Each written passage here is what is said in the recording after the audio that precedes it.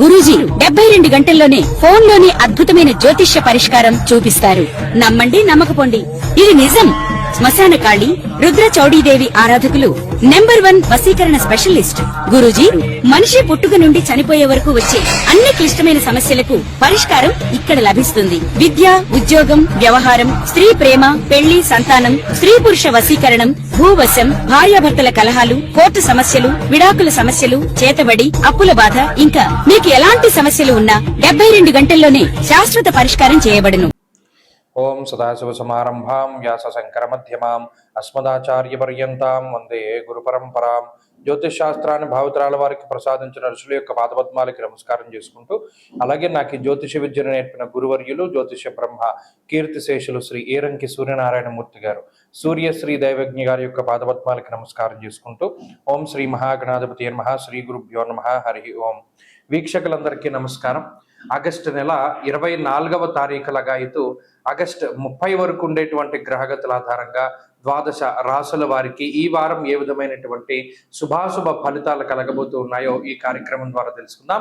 అందులో భాగంగా ఈ వారం ఉండేటువంటి గ్రహస్థితిని గనక గమనిస్తే, ఈ వారంలో మిథున రాశి యందు గురుగ్రహం యొక్క సంచారము, అలాగే కర్కాటక రాశి యందు బుధ శుక్రుల యొక్క సంచారము, సింహరాశి యందు రవికేతువులు, కన్యారాశి యందు కుజుడు, అలాగే కుంభరాశి యందు రాహువు, మీనమందు శనేశ్వరుడు వక్రించి సంచారం చేస్తూ ఉన్నారు. చంద్రుడు ఈ వారంలో సింహం, కన్య, తుల, వృశ్చిక రాశులు యందు సంచరించబోతూ ఉన్నారు.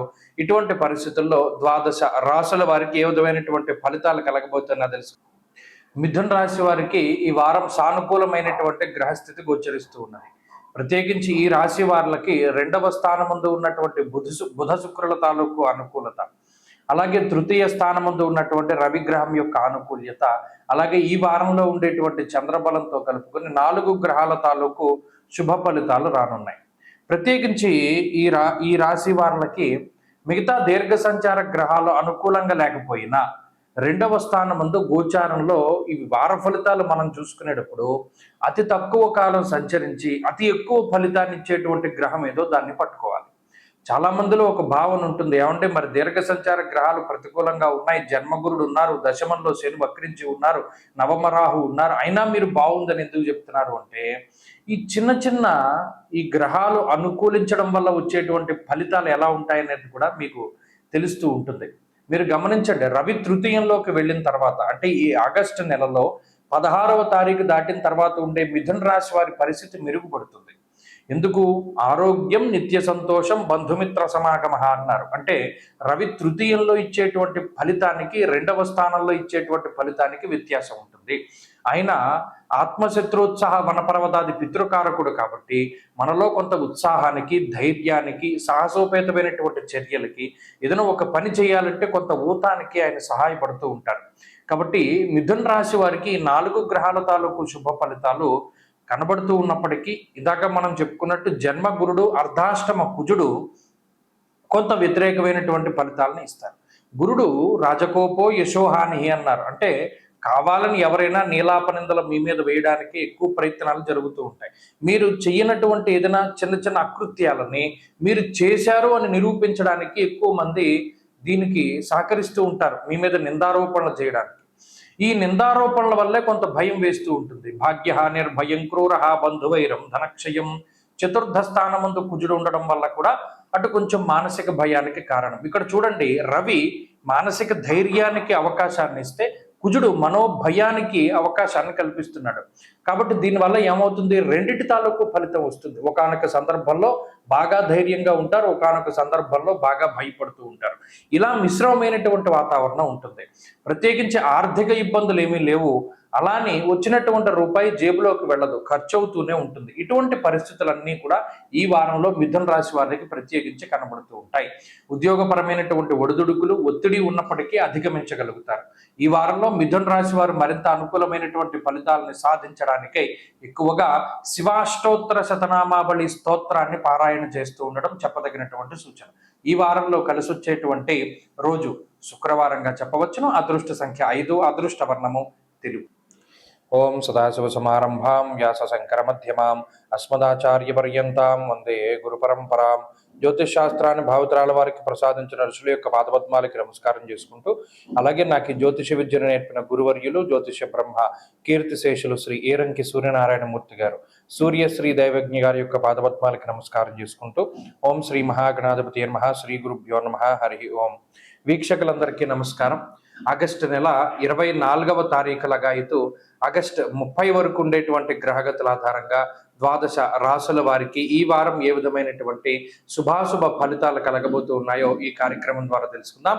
అందులో భాగంగా ఈ వారం ఉండేటువంటి గ్రహస్థితిని గనక గమనిస్తే, ఈ వారంలో మిథున రాశి యందు గురుగ్రహం యొక్క సంచారము, అలాగే కర్కాటక రాశి యందు బుధ శుక్రుల యొక్క సంచారము, సింహరాశి యందు రవికేతువులు, కన్యారాశి యందు కుజుడు, అలాగే కుంభరాశి యందు రాహువు, మీనమందు శనేశ్వరుడు వక్రించి సంచారం చేస్తూ ఉన్నారు.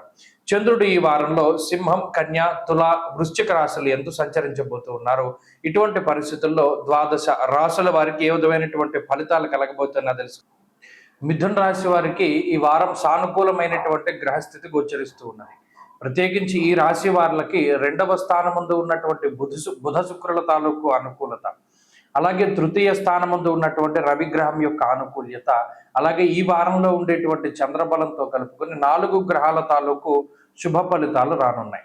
ప్రత్యేకించి ఈ రాశి వారికి మిగతా దీర్ఘ సంచార గ్రహాలు అనుకూలంగా లేకపోయినా 2వ స్థానమందు గోచారంలో ఈ వార ఫలితాలు మనం చూసుకునేటప్పుడు అతి తక్కువ కాలం సంచరించి అతి ఎక్కువ ఫలితాన్ని ఇచ్చేటువంటి గ్రహం ఏదో దాన్ని పట్టుకోవాలి. చాలా మందిలో ఒక భావన ఉంటుంది, ఏమంటే మరి దీర్ఘ సంచార గ్రహాలు ప్రతికూలంగా ఉన్నాయి, జన్మగురుడు ఉన్నారు, దశమంలో శని వక్రించి ఉన్నారు, నవమరాహు ఉన్నారు, అయినా మీరు బాగుందని ఎందుకు చెప్తున్నారు అంటే, ఈ చిన్న ఈ గ్రహాలు అనుకూలించడం వల్ల వచ్చేటువంటి ఫలితాలు ఎలా ఉంటాయనేది కూడా మీకు తెలుస్తూ ఉంటుంది. మీరు గమనించండి, రవి తృతీయంలోకి వెళ్ళిన తర్వాత, అంటే ఈ ఆగస్టు నెలలో 16వ తారీఖు దాటిన తర్వాత ఉండే మిథున రాశి వారి పరిస్థితి మెరుగుపడుతుంది. ఎందుకు?